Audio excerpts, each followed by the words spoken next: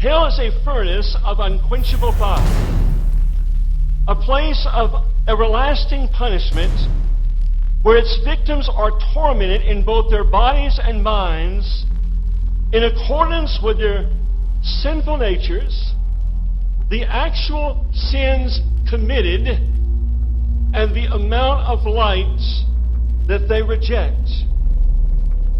Hell is a place for which God's wrath is revealed as a terrifying, consuming fire, and men live with unfulfilled lust and desires in torment forever and ever.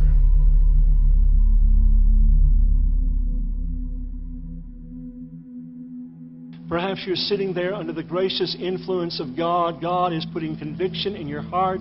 This is the goodness of God seeking to lead you to repentance. And here is what God says you must do to flee from the wrath to come. Number one, be afraid, first of all, because the wrath of God abides on you. Listen to the text, John 3 and verse 36. He that believeth on the Son hath everlasting life, and he that believeth not the Son shall not see life, but the wrath. The word there means the violent passion of God abideth on him. You know, every lost sinner that lives outside of divine protection, as only given through Christ today, has abiding, resting upon them the wrath of God. But it's only a small part, a small measure, compared to what it's going to culminate in when they stand before God and they are cast into everlasting fire. At this very moment, in this very place, some are on the threshold of eternity. How do you know that, Brother Currin? Because you're looking at what formerly was a Baptist preacher that had no reality in my life. And God had mercy on me to save me. I preached the Bible. I was lost. There was no reality. You try to make things work. You try to have devotions. You try to encounter the presence of the living God. You try to have a sense of God in secret prayer. You just go through those disciplines, and yet there's no reality.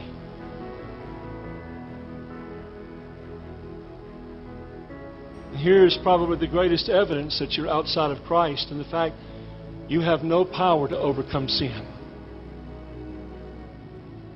Can you overcome sin? Or are you still living in the muck and mire of internet pornography?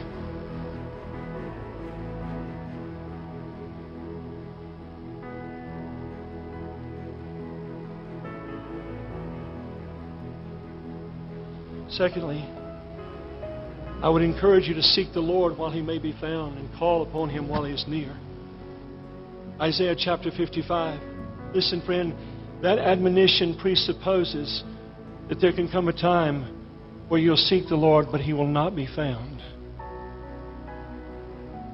If God's dealing with you, if there's conviction, if there's brokenness, if there's an understanding of your sin, fly to Christ. Look to Christ.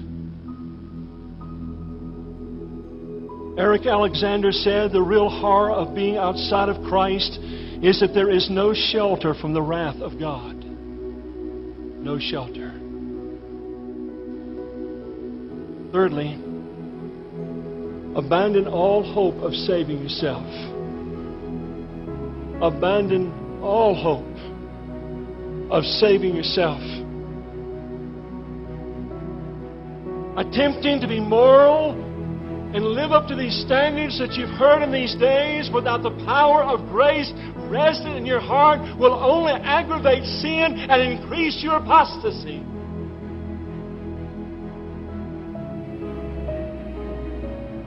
The animal rights people were real concerned when so many of our national birds were washing up on the shore of our great lakes in our country. The bald eagle. So they began to closely investigate why these birds were dying the way they were. See, because of so much environmental pollution, the birds were not able to find sufficient game and sustenance to sustain themselves. And so these birds would fly across these lakes. And those monarchs of the sky would have those wings spread out, and flying just above the surface of the lake, they could see a pickerel or a pike. And suddenly they would draw those massive wings as they would soar upward.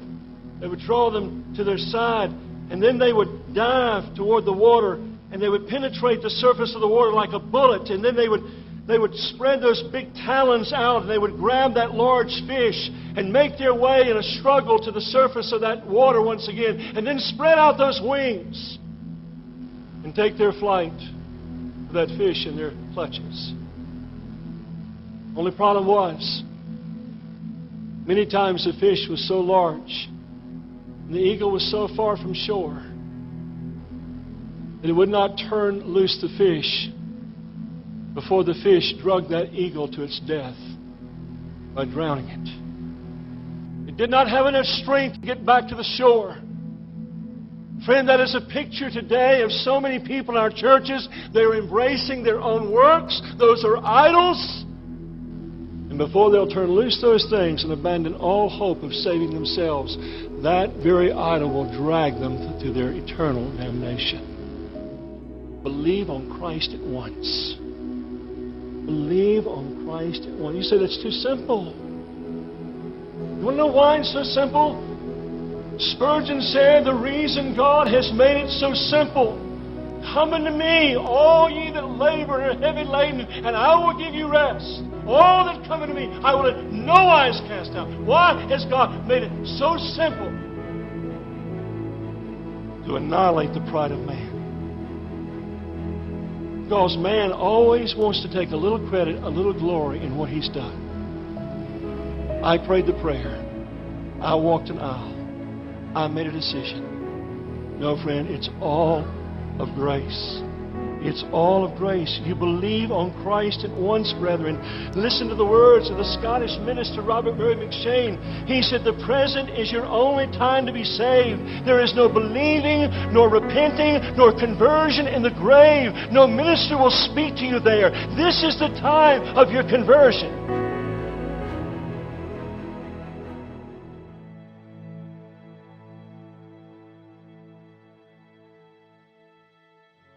So once again, perhaps the words of Leonard Ravenhill are fitting. He said, if they sing, worthy is the Lamb in heaven, in hell they will sing, the harvest is past, the summer is ended, and we are not saved.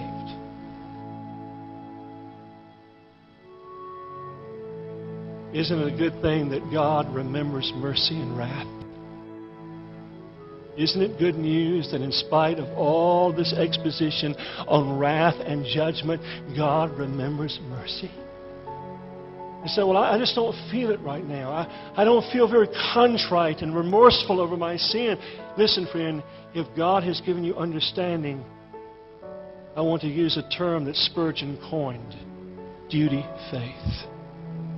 You leave whatever is keeping you from Christ and come to Him, and I can assure you, He will show Himself strong on your behalf and save you to the uttermost.